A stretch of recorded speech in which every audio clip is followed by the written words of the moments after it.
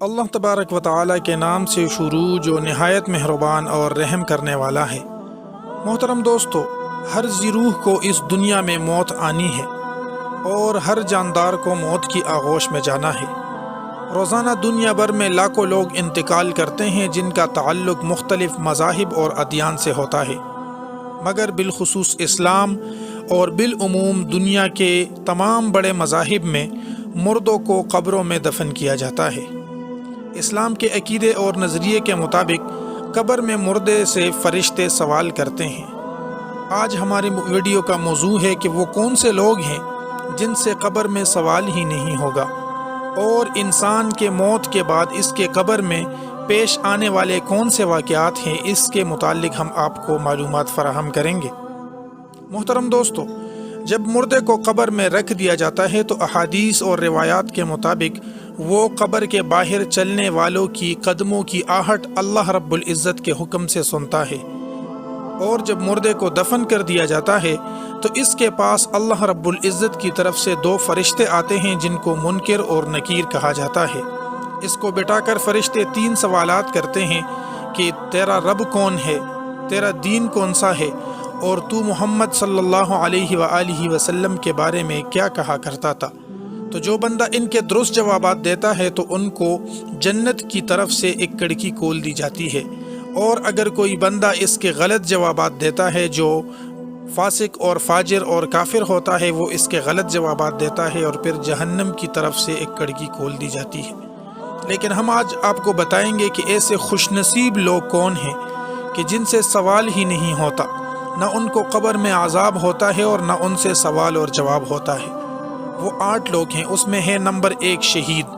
وہ شخص جو اللہ رب العزت کی راہ میں جام شہادت نوش کرتا ہے، اسلامی ملک کی سرحدوں کی حفاظت کرنے والا اور اپنے وطن کے دفاع میں اپنی جان قربان کر دینے والا شہادت کے مرتبے پر فائز ہوتا ہے۔ نمبر 2 طاعون سے فوت ہونے والا، جبکہ طاعون کے زمانے میں اس کے علاوہ کسی دوسرے مرض سے فوت ہونے والا ہو، جب وہ اس پر صابر اور ثواب کی امید رکھنے والا ہو، یعنی طاعون سے فوت ہونے والا اور طاعون کے زمانے میں اس طاعون کی بیماری پر فوت ہونے پر صبر اور ثواب کی امید رکھنے والا اگر کسی دوسرے مرض سے بھی وفات پا جائے تو اس سے قبر میں سوال نہیں ہوگا۔ نمبر 3 صدیق، یعنی ہمیشہ سچ بولنے والا، ہمیشہ سچ بولنے والے شخص سے بھی قبر میں سوالات نہیں ہوں گے۔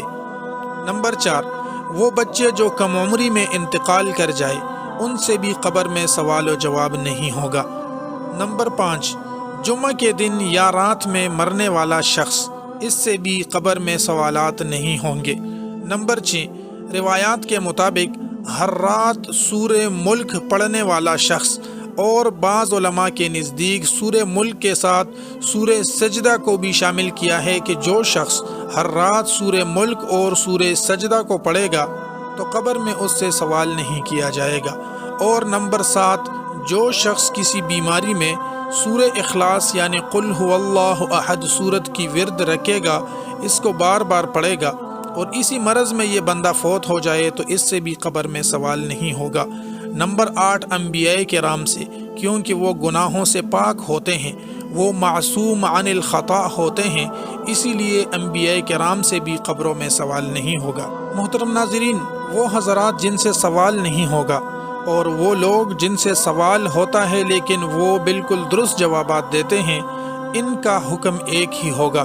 یعنی فرشتے اس کے لیے جنت کے دروازوں میں سے ایک دروازہ کھول دیں گے جس سے اس قبر میں جنت کی ٹھنڈی ٹھنڈی ہوا اور خوشبو اس کے پاس آتی رہے گی، اور اس کی قبر کو کشادہ اور نورانی کر دیا جائے گا۔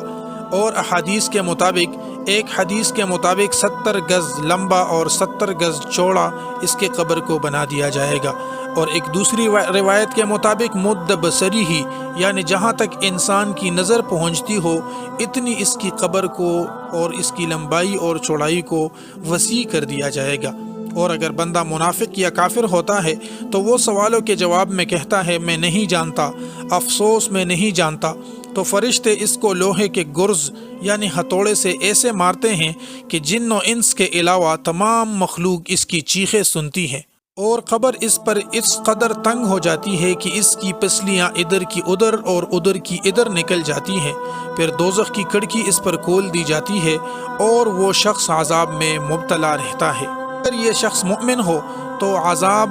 پورا ہونے پر اس کی رہائی بھی ہو جاتی ہے، اور کبھی اللہ تبارک و تعالیٰ کے فضل و کرم سے اور کبھی دنیا کے لوگوں کی دعا اور صدقہ اور خیرات وغیرہ کی ایصال ثواب سے بھی رہائی حاصل ہوتی ہے۔ محترم دوستو، روایات میں یہ بھی ہے کہ ہر صبح اور شام ہر مرد کو اور عورت کو، ہر مردے کو اس کا ٹھکانہ دکھا دیا جاتا ہے، جنتی کو جنت دکھا کر خوشخبری دی جاتی ہے اور دوزخی کو دوزخ دکھا کر اس کی حسرت کو بڑھاتے ہیں۔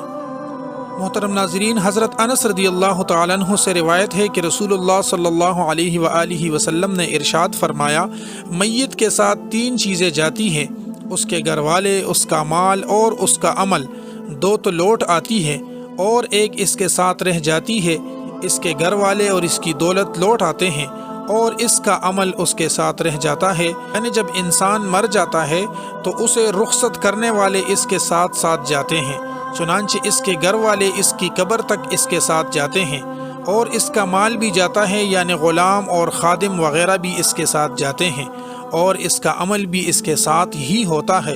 2 تو لوٹ آتے ہیں اور اس کا عمل اس کے ساتھ ہی رہ جاتا ہے۔ اگر عمل نیک ہے تو نیک عمل اس کے کام آئے گا، اور اگر برا عمل ہے تو وہ اس کے لیے سزا کا باعث بنے گا۔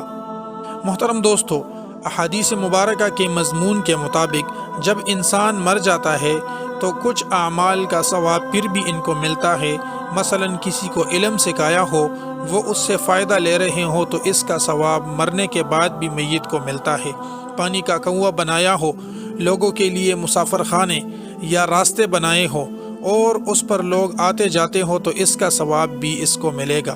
کہیں پر درخت لگایا ہو اور لوگ اس کے سائے میں بیٹھے یا اس کے پھل وغیرہ سے فائدہ اٹھائے تو اس کا فائدہ بھی میت کو پہنچتا ہے۔ مسجد بنوائی ہو یا قرآن مجید کسی کو پڑھایا ہو یا ہدیہ کیا ہو یا اپنے پیچھے نیک اولاد چھوڑی ہو تو ان سب کا ایصال ثواب اور نیک اعمال سے میت کو فائدہ ہوتا ہے۔ اللہ تبارک و تعالی ہمیں